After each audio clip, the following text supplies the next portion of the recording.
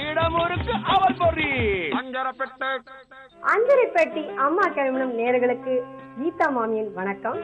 இன்னைக்கு பாசிப்பயிறு குழம்பு இது எப்படி செய்யறதுன்னு உங்களுக்கு சொல்லித்தர. இதுக்கு தேவையான பொருட்களை நினைப்ப பார்க்கலாம். வெங்காயம், தக்காளி, பூண்டு, கடுகு, உளுத்தம்பருப்பு, சோம்பு, வெந்தயம், தனியாத்தூள், மிளகாய் தூள், மஞ்சள் தூள், புளி கரைசல், கறிவேப்பிலை, கொத்தமல்லி, வேக வைத்த பாசிப்பயிறு, உப்பு. இப்போ பார்க்கலாம் எப்படி செய்யுதுங்க. முதல்ல ஸ்டவ் ஆன் பண்ணிக்கலாம்.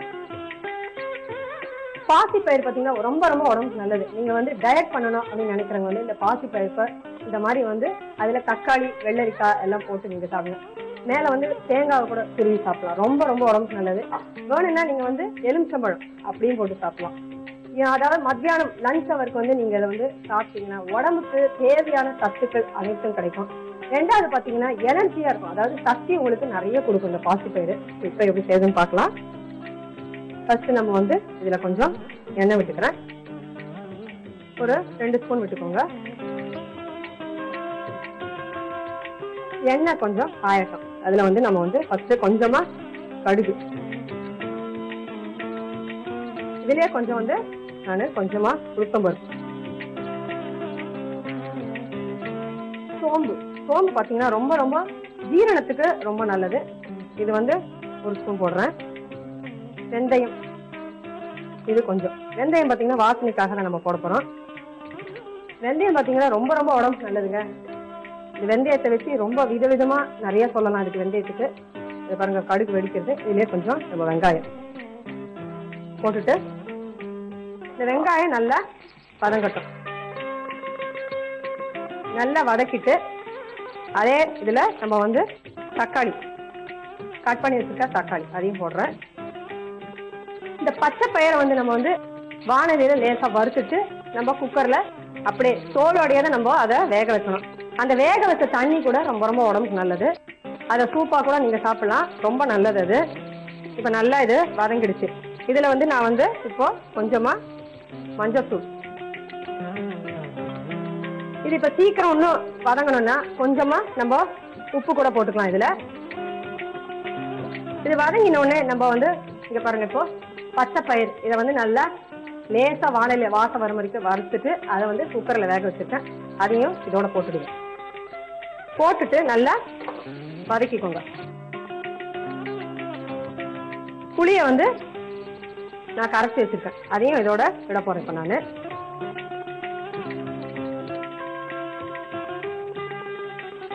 இந்த புளியோட பச்சை வாசனை கொஞ்சம் போட்டோம்.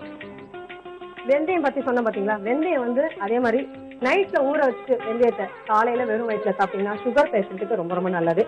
அதே போல வெந்தயத்தை நல்லா ஊற வச்சுட்டு காலையில எந்திரிச்ச உடனே நீங்க வந்து கொஞ்ச நேரம் கழிச்சு ஒரு 10 மணி வாக்குல நீங்க வந்து அதை நல்லா வெந்தயத்தை மிக்சியில நல்லா அரைச்சிட்டு அதை நல்லா தலையில தடவி ஊறிட்டு குளிச்சிங்கன்னா தலை முடிக்கு ரொம்ப ரொம்ப நல்லது. இதுல கொஞ்சம் நம்ம வந்து தனியாத்தூள், மிளகாய் தூள். மிளகாய் தூள் பாத்தீங்கன்னா காரம் எப்படி வேணுமோ அதுக்கு ஏற்ற மாதிரி நீங்க போட்டுக்கலாம். போட்டுட்டு நல்லா கலந்துக்கோங்க. இதுல நம்ம கொஞ்சம் வந்து தண்ணி விடுப்புறோம். தண்ணி விட்டுட்டு நல்லா கலந்துக்கோங்க. இந்த பொடியெல்லாம் போட்டோம் இல்லையா, அதனோட பச்சை வாசனையும் நல்லா போகணும்.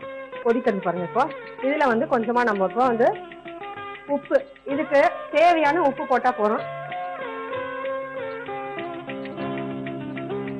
உப்பை போட்டுட்டு நல்லா கலந்துக்கோங்க. நல்லா கலந்ததுக்கு அப்புறம் இதுல கடைசியில வந்து இறக்கறதுக்கு முன்னாடி நம்ம வந்து பூண்டை தட்டிட்டு பூண்டும் கருவேப்பிலையும் போட போறோம். அவ்வளவுதான். பூண்டு பாத்தீங்கன்னா ஏற்கனவே நான் சொன்னேன், பூண்டு அது மாதிரி தினம் நீங்க சாப்பிட்டுட்டு வாங்க, உடம்புக்கு ரொம்ப நல்லதுங்க. நீங்க இதை டெய்லி பூண்டு வெங்காயம் இதை வந்து காலையில எழுந்திரிச்ச உடனே நீங்க இந்த மாதிரி சாப்பிட்டீங்கன்னா உங்க உடல் ஆரோக்கியத்துக்கு ரொம்ப ரொம்ப முக்கியமானது.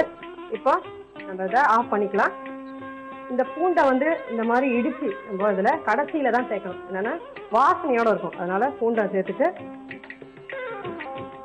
கூட நம்ம வந்து கருவேப்பிலை அதுவும் கடைசியில தான் சேர்க்க போறோம். இதை நல்லா நம்ம கலந்துக்கலாம். கலந்து எடுத்துட்டீங்கன்னா சுவையான பாசிப்பயிறு குழம்பு தயாராகிடுச்சு. எவ்வளோ கலர்ஃபுல்லாக இருப்பாருங்க. நீங்களே இப்ப நான் வந்து இத ஒரு பவுல் எடுத்துக்க போறேன்.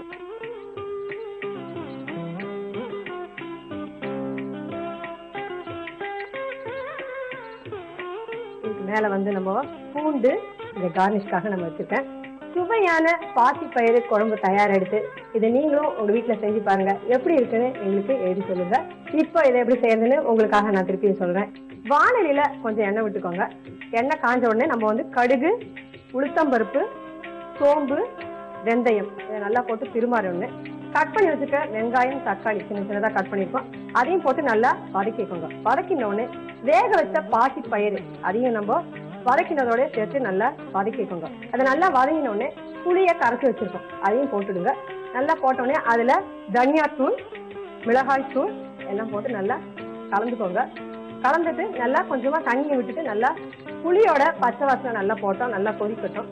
அந்த பச்சை வாசனை போனதுக்கு அப்புறம் நம்ம உப்பு அதையும் போட்டு நல்லா வதக்கிக்கோங்க. பூண்டை நல்லா நசுக்கி அதுல மேல போட்டுட்டு கருவேப்பிலையும் போட்டு எடுத்துட்டீங்கன்னா சுவையான பாசிப்பயிறு குழம்பு தயாராயிடுச்சு உங்களுக்காக.